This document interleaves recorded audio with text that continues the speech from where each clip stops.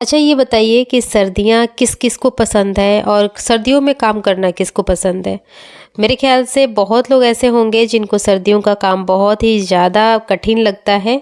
तो आज की जो टिप्स एंड ट्रिक्स है ना, इससे रिलेटेड हैं। आज मैं बहुत ही काम के कुछ टिप्स एंड ट्रिक्स बताऊँगी जिससे आप अपने किचन के काम को बहुत हद तक ईज़ी कर पाएँगे।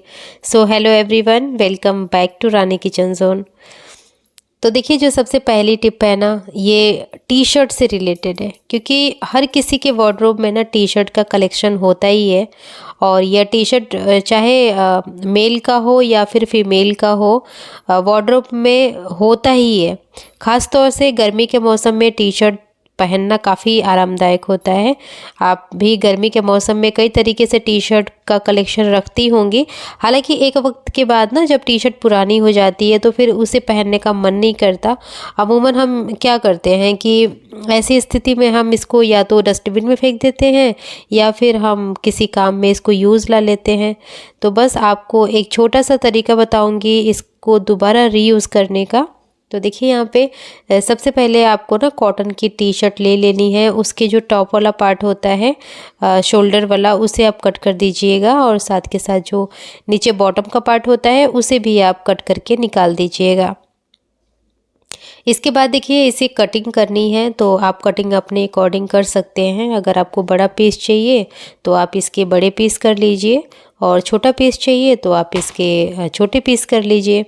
अब देखिए, यहाँ पे मैंने ना छोटे छोटे पीसेस किए हुए हैं, तो ये किस तरीके से अपने किचन में यूज़ किया जाएगा वो मैं बताती हूँ। देखिए, जब आप तेल वाला काम करते हैं या फिर घी वाले काम करते हैं, इस तरीके के जो डिस्पेंसर होते हैं या फिर जिस भी चीज़ में हम तेल घी को स्टोर करते हैं, कई बार ऐसा हो जाता है कि जब आप इसको यूज़ करते हैं तो ड्रॉप्स नीचे गिर ही जाती हैं काउंटर टॉप पे, और वहाँ ना ग्रीसी हो जाता है और बहुत ज़्यादा चिकनाई भी आ जाती है। तो इसको साफ़ करने के लिए ये छोटे छोटे कपड़े बहुत ही ज़्यादा काम आते हैं। आपको इसे वॉश करने की भी ज़रूरत नहीं है।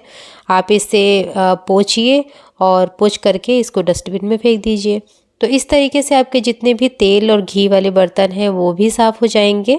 साथ के साथ आपकी जो काउंटर टॉप है वो भी साफ़ हो जाएंगे, और जो ये टी शर्ट है उसका भी आप बहुत ही अच्छी तरीके से रीयूज़ कर पाएंगे। ये बहुत ही कॉमन सी और छोटी सी टिप है, लेकिन मुझे लगता है कि ये बहुत ज़्यादा हेल्प करेगी आपके किचन के काम को ईजी करने के लिए। अब बढ़ते हैं अगले टिप के तरफ। तो देखिए, इस तरीके के जो सिलिकॉन के या फिर प्लास्टिक के कंटेनर होते हैं ना, उनकी लिड भी होती है। तो लिड बहुत काम की होती है, आप इसे बिल्कुल भी फेंका ना करें। इसको यूज़ कर लीजिए आप अपने किचन के अंदर, क्योंकि जब घी वाले कंटेनर को रखते हैं ना तो उसके नीचे थोड़ा बहुत ड्रॉप्स गिरती है, जिसकी वजह से आपका काम बढ़ता है। तो इसे आप इस तरीके से यूज़ करिए, अच्छी तरीके से मूव भी करता है। आप इसको इधर उधर सरका करके नीचे का जो फ्लोर है उसे साफ भी कर पाएंगे। अब देख लेते हैं अगली टिप। तो देखिए, यहाँ पे मैंने मैदा ले लिया है। यहाँ पे आप चावल का आटा भी ले सकते हैं। अब ये जो मैदा है इसलिए मैंने लिया है क्योंकि कई लोग ऐसे होते हैं ना, जो बिगनर्स होते हैं, जिनको रोटी बनाने में ज़्यादा दिक्कत आती है। तो आप जो परथन लगाते हैं तो वो आटे मतलब गेहूं के आटे का लगाने के बजाय आप इस तरीके के मैदा या फिर चावल के आटे को यूज़ करेंगे ना, तो आपकी जो रोटियां हैं बहुत अच्छी तरीके से बनेंगी, बिल्कुल भी चिपकेंगी नहीं। आप यहाँ पे ही देख लीजिए, मैंने सिर्फ एक बार इसको आटे में डिप किया है और इसके बाद इसको मैंने बेला है। बिल्कुल भी दोबारा आटा लगाने की ज़रूरत नहीं पड़ती है, और जो आपकी रोटियां हैं ना वो बहुत ही गोल और बहुत ही पतली पतली बिल करके रेडी होती हैं।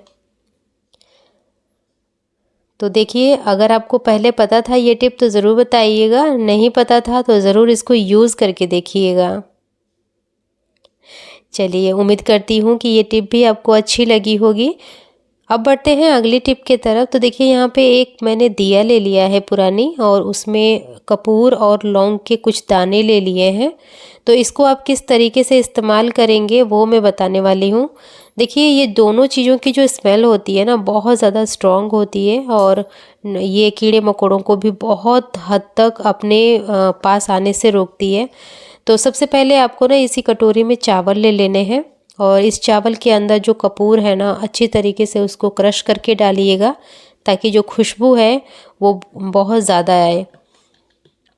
तो देखिए यहाँ पे मैंने कपूर को क्रश कर लिया है। अब जितना भी आपके पास लौंग है ना, लौंग को आप डाल दीजिए। आप देखेंगे कि जो दोनों चीज़ें हैं ना, उसकी खुशबू बहुत ज़्यादा अच्छी आती है। अब इसको देखिए रखने के लिए मैंने इस तरीके के पुराने सॉक्स का यूज़ किया है। आपके पास भी इस तरीके के सॉक्स ज़रूर होते होंगे जिसके पेयर गुम हो जाते हैं, तो आप इसको बिल्कुल भी मत फेंक दीजिए कि ये बिल्कुल आपके लिए यूज़लेस है। जी नहीं, ये यूज़लेस नहीं है, ये बहुत हद तक आपके काम आ जाता है। अब देखिए जिस तरीके से मैंने इसके अंदर रखा है ना, उसी तरीके से आपको रखना है और बस फोल्ड करके, और जो रबड़ वाला पार्ट है ना, उसको जैसे ही आप ऊपर के साइड में प्रेस करेंगे, ये बहुत अच्छी तरीके से इसके अंदर टक हो जाता है, और जो पार्ट हमें खुला चाहिए वो खुला रहता भी है।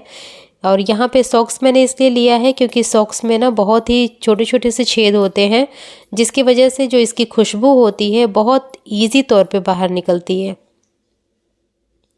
अब चलिए इसको ले चलते हैं अपने वार्डरोब में। देखिए बच्चों के कपड़े हों या बड़ों के कपड़े हों, कई बार ना किसी भी रीज़न से कपड़ों में स्मेल आ जाती है, या फिर कपड़ों में कीड़े वगैरह भी लगने के खतरे होते हैं। तो आप जहाँ कहीं भी रखते हैं कपड़े, आप वहाँ पे बिल्कुल आप कपड़ों के पीछे के साइड में इसे रखिए।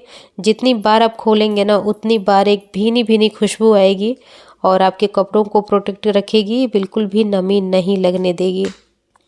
अब देख लेते हैं अगली टिप। तो देखिए ये भी किचन से ही रिलेटेड है।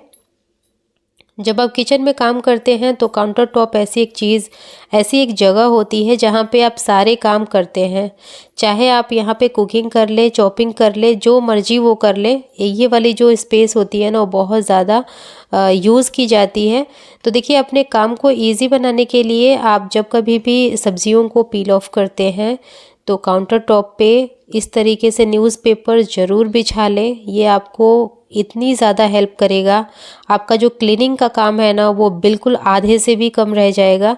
क्योंकि जब हम रोटी बनाते हैं या फिर पील ऑफ करते हैं सब्जियों का, तो ये बहुत ही ज़्यादा फैलता है और इसमें जूस वगैरह भी होता है। तो आप सबसे पहले तो इसको साफ़ करते हैं, उसके बाद से गीले कपड़े से साफ़ करते हैं, तो हमारा जो काम होता है ना, वो सीधा डबल हो जाता है। तो इससे बचने के लिए आप ये टिप ज़रूर ट्राई करिएगा। देखिए यहाँ पे हमने प्याज को छीला है और जितना भी इसका पील ऑफ है ना, इस न्यूज़पेपर के अंदर है। बस आप इसको इस तरीके से इकट्ठा करिए और डस्टबिन में फेंक दीजिए।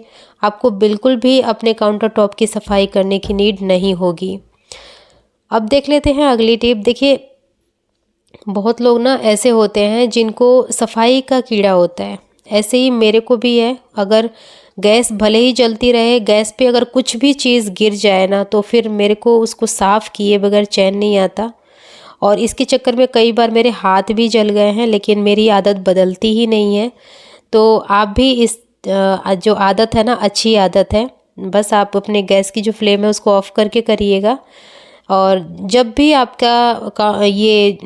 जो आपका स्टोव है ना गंदा होता है या फिर उस पे कुछ गिरता है, इमीडिएट उसे साफ़ करेंगे तो जितनी भी वेस्टेज होंगे या फिर जो भी इसके ऊपर गिरा रहेगा वो इजी तरीके से साफ़ हो जाएगा। अगर आप उसे छोड़ देंगे ना, तो आपका काम ही डबल होगा। और इसको क्योंकि जो भी चीज़ गिरता है वो बहुत ही जल्दी सूख जाता है, और सूखने के बाद फिर आपको ज़्यादा मेहनत करनी पड़ेगी, ज़्यादा एफ़र्ट लगाने पड़ेंगे। तो ये आदत अच्छी है। आप अगर नहीं करते तो ये आदत ज़रूर सीखिए और अपने किचन में अप्लाई करिए। अब यहाँ पे देखिए किशमिश खाना कई लोगों को बहुत पसंद होता है, मेरे भी बच्चों को पसंद है, तो मैं इसको रखती हूँ। तो ये तो मुनक्का है, आप किशमिश में भी ये चीज़ कर सकते हैं। इसका जो डब्बा है ना, जिस भी डब्बे में आप रखते हैं, उसमें कई बार देखा होगा कि जो किशमिश होता है ना, बहुत लिजलिजा सा हो जाता है, फिर उसको ना खाने का मन नहीं करता। तो आप दो चीज़ें कर सकते हैं। इसके अंदर ना आप चावल के कुछ दाने डाल देंगे, तो ये काफ़ी हद तक जो मॉइस्चर होता है ना उसको एब्जॉर्ब कर लेता है, या फिर आप इसके अंदर चीनी डाल दीजिए। अब बढ़ते हैं अगले टिप के तरफ। तो देखिए यहाँ पे जब सुबह की जल्दबाजी होती है ना, तो आप आलू को हमेशा उबाल करके अपने किचन में रखें। जब आपको लगता है कि आपके पास टाइम नहीं है आलू उबालना है, तो आलू को ना इस तरीके से ज़रूर छेद लें। छेदने के बाद ना आप इसको जब उबालेंगे तो ये बहुत जल्दी उबल जाएगा, आपका टाइम बचेगा। सो फ्रेंड्स, ये थी हमारी आज की वीडियो। अगर आपको अच्छी लगी तो लाइक शेयर के साथ साथ चैनल को सब्सक्राइब भी ज़रूर करिएगा।